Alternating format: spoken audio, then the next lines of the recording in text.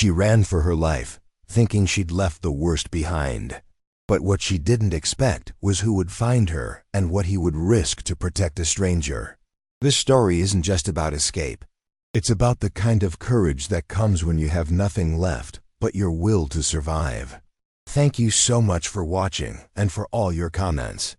Let me know at the end if you liked the story, and where you're watching from and why you're following this. The dust settled on the trail as Sarah Blackwood pulled the reins of her horse, slowing the exhausted animal to a steady trot. Her hands, raw and blistered from the 3-day ride, trembled as she adjusted her worn hat to shield her eyes from the relentless Texas sun.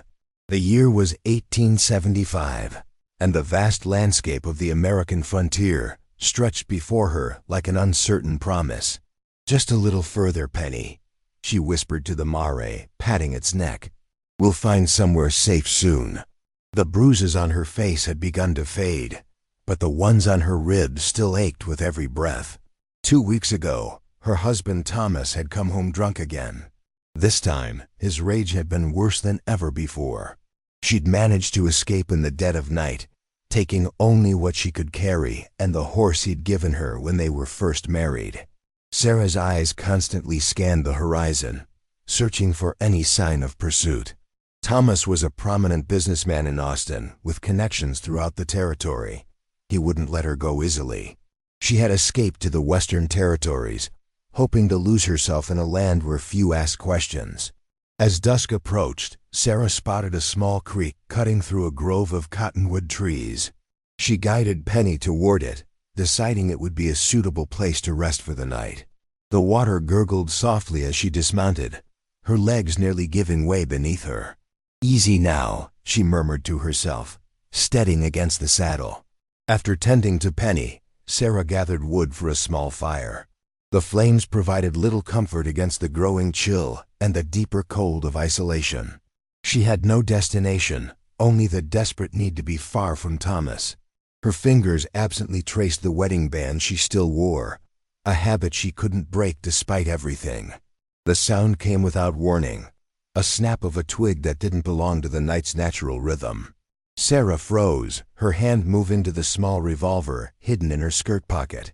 "Show yourself," she called, voice steadier than she felt. A tall figure emerged from the shadows. He moved with deliberate grace, powerful yet careful not to appear threatening. His long black hair was braided, and his weathered face bore the proud features of the Comanche people.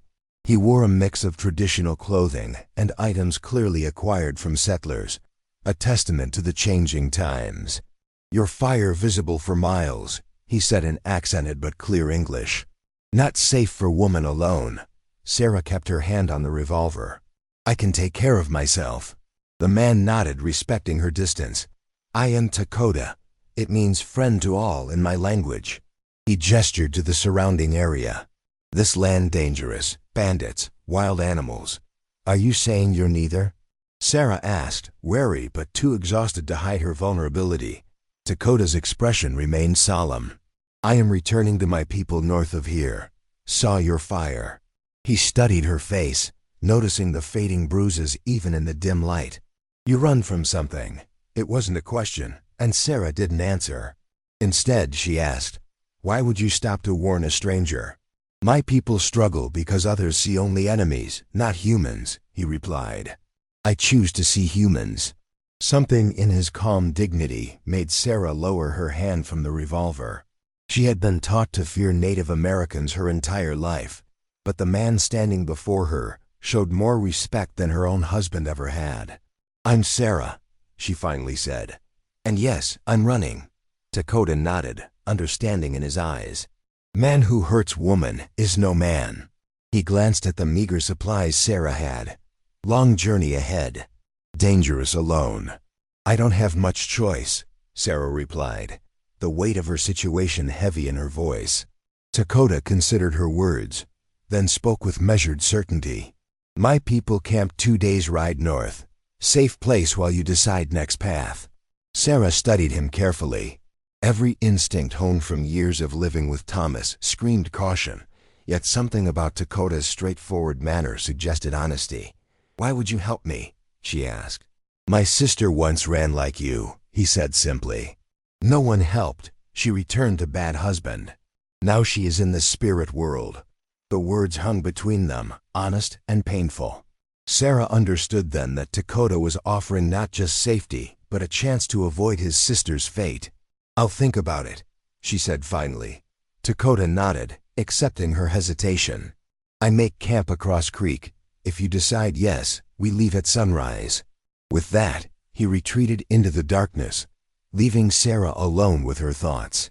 That night, sleep came in fitful bursts. Sarah's dreams were filled with Thomas's searching face, his charming smile that could turn cruel in an instant. She woke before dawn, her decision made not from trust but necessity. As the first light touched the eastern sky, she gathered her belongings and crossed the creek. Dakota was already awake, tending to his horse. He acknowledged her with a nod, understanding the significance of her presence without words. As they mounted their horses and headed north, Sarah felt a strange mixture of fear and hope. She was following a stranger into unknown territory, but for the first time in years, she was choosing her own path. The morning sun climbed higher as Sarah and Dakota rode north, their horses maintaining a steady pace across the rugged terrain. They traveled mostly in silence, which suited Sarah fine. Years of marriage to Thomas had taught her to be wary of men's words, how quickly they could shift from kindness to cruelty. Occasionally, Dakota would point out landmarks or identify plants with medicinal properties. His knowledge of the land was impressive, revealing a deep connection to the territory that went beyond mere familiarity. How do you speak English so well? Sarah finally asked during their midday rest. Dakota secured the horses before answering. White man's school for 5 years. Christian missionaries took many children. His expression remained neutral, but Sarah sensed complicated memories behind his words. Was it difficult? She ventured. They tried to remove Comanche from me, he said, meeting her eyes. Did not succeed. He paused, then added, but I learned useful things, languages, reading, ways of white people. Sarah nodded, understanding the value of knowing one's adversaries. She had learned to read Thomas's moods, to anticipate the triggers for his rage. Such knowledge had kept her alive. Your husband, Dakota said carefully. He has power? Money? Sarah stiffened but answered honestly. Yes, Thomas owns businesses throughout the territory, has friends among lawmen and politicians. She twisted her wedding band anxiously. He won't let me go easily. Dakota considered this information. Then we avoid settlements, take less known paths. As they continued their journey, Sarah found herself sharing more of her story. She told Dakota how she'd met Thomas when she was just 18, how charming he'd been, how he'd promised her security after her father's death left her with nothing. The first time he hit me was 6 months after our wedding, she said, her voice distant. He brought flowers the next day, cried and promised it would never happen again. But it did, Dakota stated simply. Yes, and worse each time.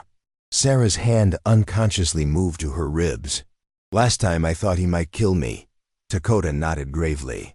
Many moons ago, such a man in my tribe would face consequences. Now our ways changing. White man's laws protect men like your husband. As evening approached, they made camp in a sheltered canyon. Sarah watched as Dakota efficiently prepared a small fire, his movements practiced and precise.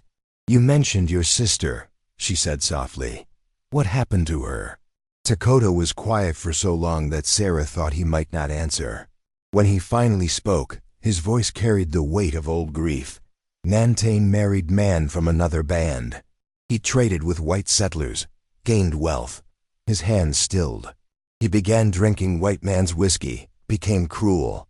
She fled to our family, but tribal council said marriage bonds sacred. She returned to him. Dakota's jaw tightened. Found her dead one winter morning. He claimed she fell. No one questioned. Sarah felt a chill that had nothing to do with the evening air. I'm sorry. After I left for many years. Worked with Army as scout. Learned white man's ways to understand how to protect my people. Dakota's eyes reflected the firelight. Now I return only sometimes to bring supplies, share knowledge. Your people don't mind that you leave? Sarah asked. Some understand. Others think I betray our ways. He shrugged slightly. I walk between worlds.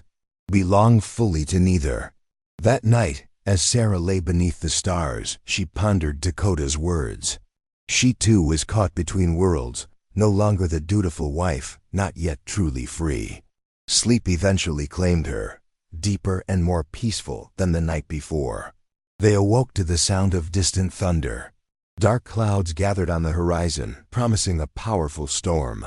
Need to find better shelter, Dakota observed, quickly breaking camp. Bad place to be when rain comes. They rode hard for several hours, the air growing heavy with moisture. Sarah's muscles ached from days in the saddle, but she kept pace with Dakota without complaint. Just as the first fat raindrops began to fall, they reached a series of small caves in a rocky hillside. These will provide good shelter, Dakota said, dismounting and leading his horse toward the nearest opening. Inside, the cave was dry and surprisingly spacious. Dakota explained that Comanche hunting parties had used these caves for generations. As the rain intensified outside, drumming against the earth in sheets, Sarah felt strangely secure in this ancient refuge. How much farther to your people's camp? She asked, wringing water from her skirt. 1 more day's ride, Dakota replied, arranging kindling for a small fire. My cousin leads this band. She will welcome you. She? Sarah couldn't hide her surprise. Kimama is respected healer and council member, Dakota explained. Not all Comanche ways match white expectations. As the storm raged outside, they shared a simple meal of jerky and dried berries. The cave grew chilly, and Sarah huddled closer to the small fire. You should sleep, Dakota suggested. I will keep watch. Sarah hesitated, then nodded gratefully. As she drifted toward sleep, she realized something surprising. For the first time in years, she felt truly safe in a man's presence. She was awakened sometime later by Dakota's hand on her shoulder, his expression tense. Riders, he whispered. 5, maybe 6. Sarah's heart lurched. Thomas? Cannot tell. They searched the area. Dakota moved silently to the cave entrance, peering carefully through the curtain of rain. They know someone passed this way. Fear, her constant companion these past weeks, surged through Sarah's veins. Had Thomas tracked her so quickly? Or were these just bandits, equally dangerous in their own way? What do we do? She whispered. Dakota's face was resolute in the dim light. We wait. Storm is our ally. If they find us... His hand moved to the knife at his belt. I will not let them take you. In that moment, as thunder crashed overhead and unknown men searched for their trail, Sarah made a decision. She removed her wedding band and placed it on a rock near the fire. I'm not his anymore, she said, her voice finding new strength. Whatever happens. Dakota nodded, a look of profound respect crossing his features. Together, they waited in tense silence as the storm raged and horsemen circled. Hunters seeking prey in the gathering darkness. Rain continued to pour as darkness settled completely over the landscape. The sound of horses and men's voices grew closer, then faded again as the searchers moved past their hiding place. Sarah held her breath each time the noises approached, her fingers clutching the small revolver. They are moving away, Dakota finally whispered after what seemed like hours. But we'll likely camp nearby until storm passes. Will they find our trail when the rain stops? Sarah asked. Possible, he acknowledged. But we leave before dawn. Take different path. Sarah nodded, trusting his knowledge of the terrain. How did they find us so quickly? She wondered aloud. I was careful. Your husband has resources, Dakota replied simply. Perhaps offered reward. The thought made Sarah shudder. How much was Thomas willing to spend to reclaim his wayward wife? It wasn't love that drove him. She'd long ago accepted that he didn't truly love her. It was possession, pride, and the need to control. We should rest while we can, Dakota suggested. I will wake you when it's time to move. Despite her anxiety, exhaustion pulled Sarah toward sleep. This time, her dreams were filled with pursuit, running through endless forests while faceless men called her name. She woke with a start when Dakota gently shook her shoulder. "Time to go," he whispered, rain stopping. The faintest hint of pre-dawn light filtered into the cave. They prepared to leave in near silence, communicating through gestures more than words. Sarah noticed that Dakota had gathered her discarded wedding ring and placed it in a small pouch. "Why keep that?" she asked, frowning. "Might be useful," he explained. "If needed, can leave false trail." Outside, the world was drenched and eerily quiet after the storm's fury. Dakota led them along a rocky path where their horses would leave minimal tracks, occasionally backtracking or taking seemingly unnecessary detours. "Slower this way," he explained, "but harder to follow." As the sun rose, casting long shadows across the landscape, Sarah caught glimpses of the men searching for them in the distance. 5 riders methodically covering ground, working in a pattern that suggested experience in tracking. "Not your husband," Dakota observed, following her gaze. "Hired men. Bounty hunters, maybe." "How can you tell?" Sarah asked. "Way they move. How they search." He guided his horse behind an outcropping of rocks. "Professional trackers." The knowledge that Thomas had hired professionals to hunt her down sent a chill through Sarah. It confirmed what she had always feared. He would never simply let her go. They traveled through increasingly rugged terrain, the landscape shifting to steeper hills and scattered pine forests. By midday, there was no sign of their pursuers. "Are we still heading toward your people?" Sarah asked during a brief rest. Dakota nodded. "Different route. Longer, but safer." He studied her face with concern. "You are tired." Sarah straightened her shoulders. "I can keep going." A ghost of a smile touched Dakota's lips. "Strong woman, like my mother." As they continued their journey, Dakota shared more about his people, how they had adapted to the changing world while struggling to maintain their identity. The Comanche had once been the dominant force on the southern plains, feared warriors and masterful horsemen. Now, like other tribes, they faced a future of uncertainty. "My cousin's band refused reservation," he explained. "They stay hidden, move often, hunt, trade quietly with friendly settlers." "How long can they survive that way?" Sarah asked. "Not forever," Dakota admitted, his expression solemn. "But they choose freedom while possible." Something in his words resonated deeply with Sarah. Wasn't that what she was doing as well? Choosing freedom, however uncertain, over captivity. As evening approached, they reached a series of steep ridges.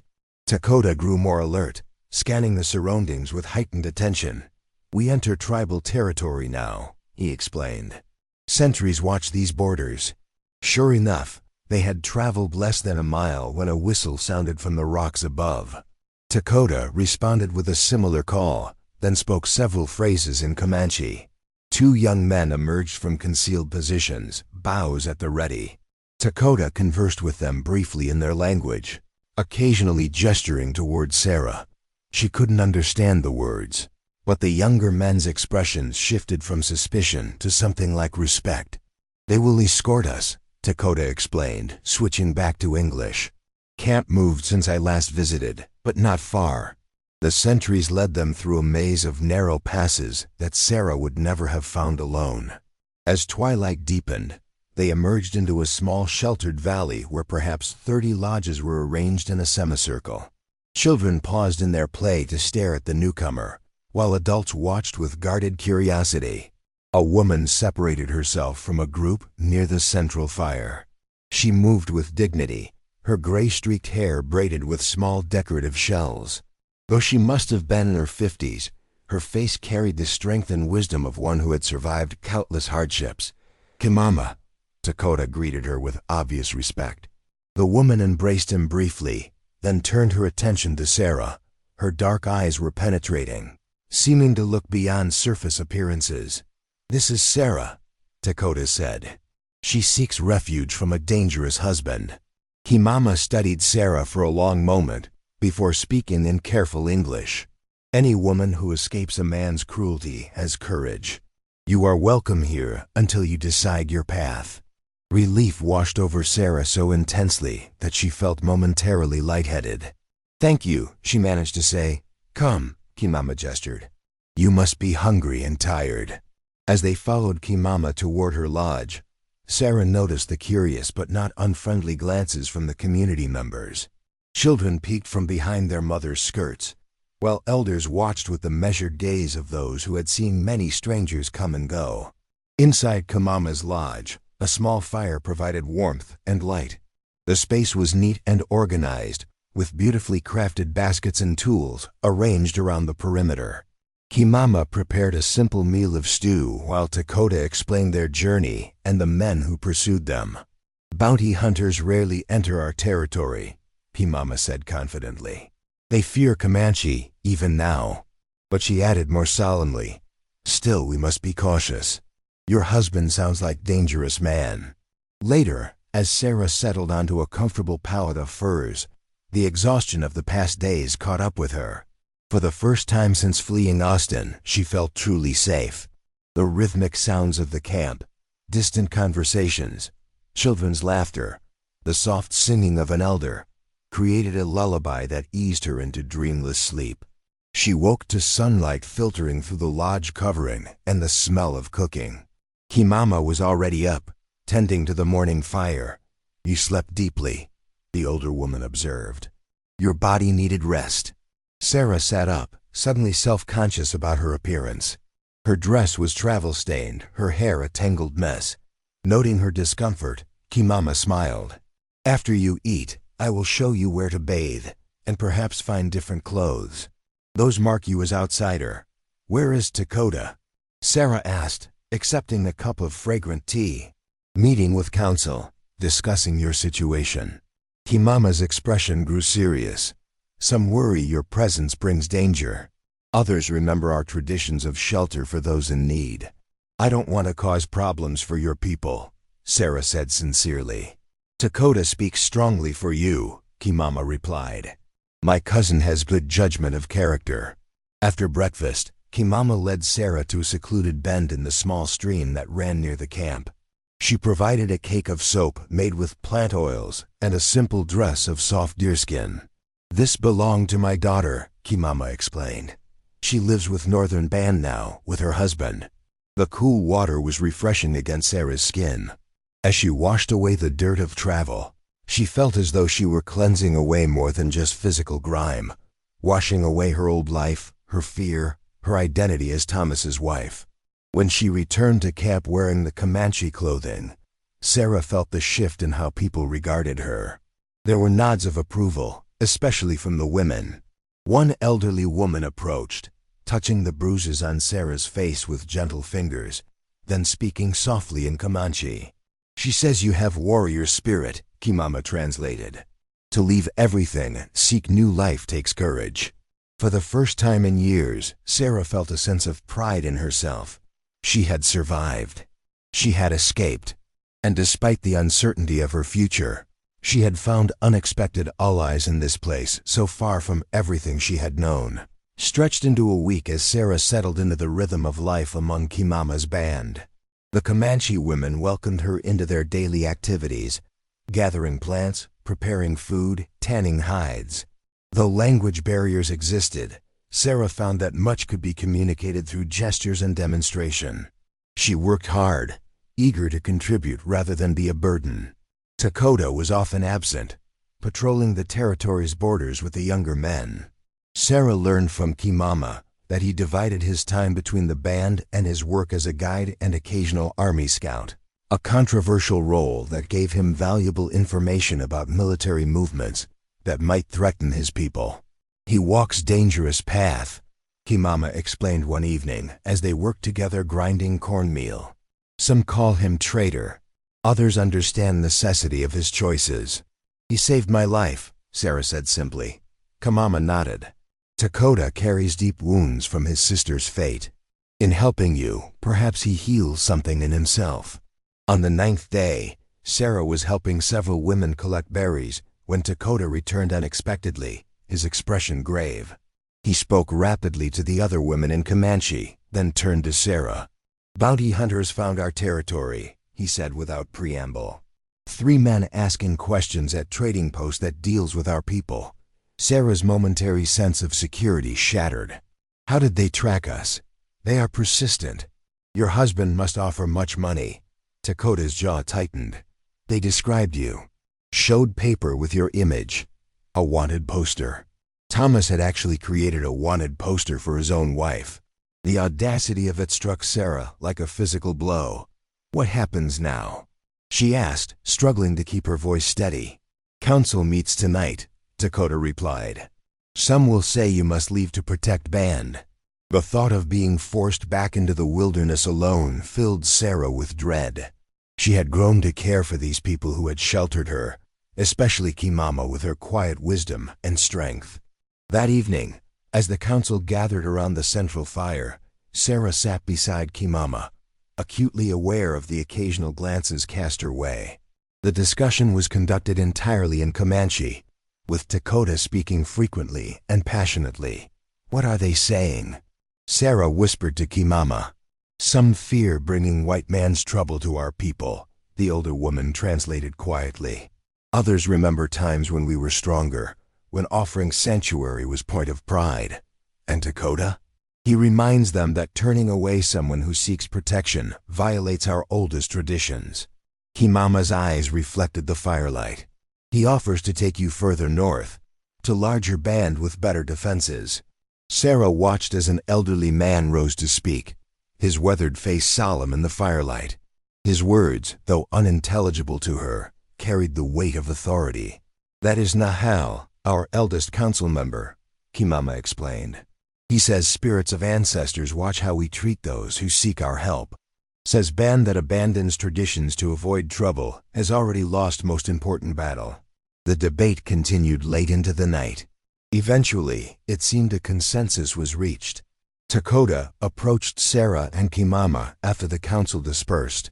You may stay, he informed Sarah. But we must be vigilant. Sentries doubled. No one travels alone. Relief flooded through her. Thank you. I'll do anything needed to help protect the camp. Dakota nodded, then added more gravely. But council also decided if hunters come too close, I must take you north immediately. Safety of children comes first. I understand, Sarah replied. The last thing she wanted was to bring danger to people who had shown her such kindness.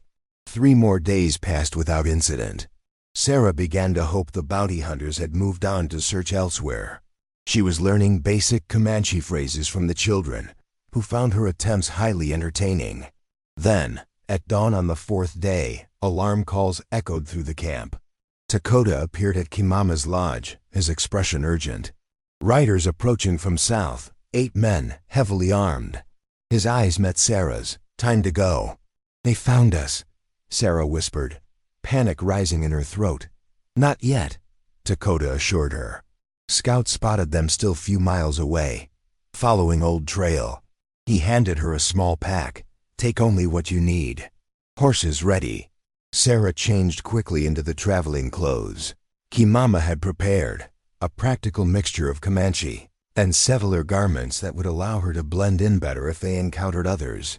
As she emerged from the lodge, she saw the camp in controlled motion, women gathering children, men preparing weapons, elders calmly directing the youngest to designated hiding places. Kimama approached, pressing a small leather pouch into Sarah's hands. Medicine bundle, she explained. For protection on journey. Sarah embraced the older woman impulsively. I can't thank you enough for everything. Live free, Kimama replied simply. That is thanks enough. Dakota led Sarah to where 2 horses waited, already saddled and loaded with supplies. As they mounted, Sarah noticed several Comanche warriors moving south, a diversion party to lead the bounty hunters away from their actual escape route. They rode hard through the morning, taking a steep path that wound through dense forest to the northeast. Dakota set a punishing pace, stopping only briefly to rest the horses. By midday, they had crossed a swift-flowing river that would help obscure their trail. Where exactly are we going? Sarah asked during a brief rest. Northern Comanche territory first, Dakota replied. Then perhaps beyond. Colorado Territory has mining towns where questions not asked if you work hard. The prospect of starting completely anew in an unfamiliar territory was daunting, but Sarah nodded. Anywhere's better than returning to Thomas. They continued through the afternoon, the terrain growing increasingly mountainous. As evening approached, Dakota finally slowed their pace, seeking a sheltered location to make camp. They had just dismounted in a small clearing when Dakota suddenly stiffened, his hand moving to his knife. "Someone comes," he whispered. "Single rider." Sarah drew her revolver, heart pounding as they both took cover behind the horses. The sound of hoofbeats grew closer, then slowed to a walk as the rider entered the clearing. "That's far enough," Sarah called out, steadying her aim. The rider stopped, raising his hand slowly. "Mrs. Blackwood? Sarah Blackwood?" The man was middle-aged, with a weathered face and the practical clothing of a frontiersman. A badge glinted on his vest. "Who's asking?" Sarah demanded, not lowering her weapon. "Marshal Daniel Cooper, ma'am, out of Fort Worth." He kept his hands visible. "Been looking for you." Dakota moved slightly, positioning himself to charge if necessary.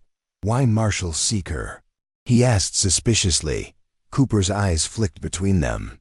"I have news you need to hear, Mrs. Blackwood. About your husband." Sarah's grip tightened on the revolver. "Whatever Thomas sent you to say."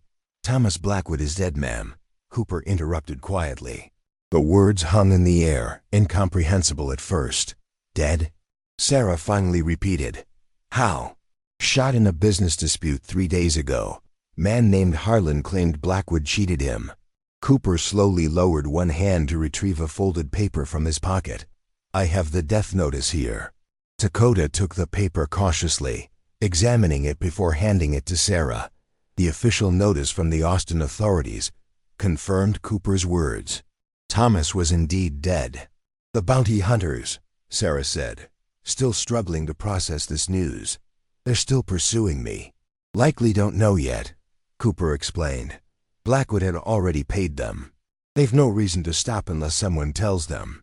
Sarah lowered her revolver slowly, a complex mixture of emotions washing over: relief, shock, and something close to grief, not for the man Thomas had become, but for the man she had once believed him to be.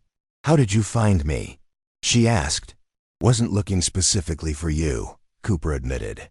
"Was tracking those bounty hunters. They've got warrants in 2 territories for excessive force." He glanced at Dakota. "Followed them to the edge of Comanche territory, then circled around. Figured if they were hunting someone, that someone might be heading north." Dakota studied the marshal carefully. "Why help her?" "Known Thomas Blackwood for years," Cooper said grimly. "Knew what kind of man he was behind closed doors. Couldn't prove it, but I knew." He turned to Sarah. "No woman deserves what he did to you, ma'am. And now that he's gone, you're entitled to his estate as his widow." The irony wasn't lost on Sarah. After fleeing with nothing but what she could carry, she now stood to inherit Thomas's considerable wealth. "What happens now?" she asked, still wary. "That's up to you," Cooper replied. "You could return to Austin, claim your inheritance. Or," he glanced around at the wilderness surrounding them, "you could start fresh somewhere else. Either way, you're a free woman now." Free. The word echoed in Sarah's mind. Truly free, not just running. She looked at Dakota, who had remained silent, watching her carefully. He had risked everything to help her, a stranger, because he believed in her right to choose her own path. "I need time to think," she finally said. Cooper nodded. "Understandable. I'll handle those bounty hunters, intercept them with news of Blackwood's death." He tipped his hat. "Good luck to you, Mrs. Blackwood. You've earned whatever peace you find." As the marshal rode away, Sarah and Dakota made camp in silence. The fire crackled between them as the stars emerged in the darkening sky. "What will you do?" Dakota finally asked. Sarah stared into the flames, considering her options. She could return to Austin, claim Thomas's estate, and live comfortably. Or she could continue north, perhaps use just enough of her inheritance to start a small business in a place where no one knew her history. "I don't know yet," she admitted, "but for the first time the choice is truly mine." She looked up at Dakota. "What about you? Will you return to your people?" "For now," he replied. "They need warning about bounty hunters, even if danger to you is gone." Sarah nodded, understanding his sense of responsibility. "And after that?" Dakota was quiet for a moment, his expression thoughtful in the firelight. "Perhaps I visit Colorado Territory someday. See how settler woman manages in mining town." A smile touched Sarah's lips, the first genuine smile in longer than she could remember. "I'd like that." As the night deepened around them, Sarah felt the weight of the past beginning to lift. Thomas no longer had power over her. Not his fists, not his rage, not even his memory. Whatever path she chose now would be hers alone. In the morning, they would decide which direction to travel. But for tonight, sitting beside the man who had risked everything to defend her freedom, Sarah Blackwood finally allowed herself to breathe without fear.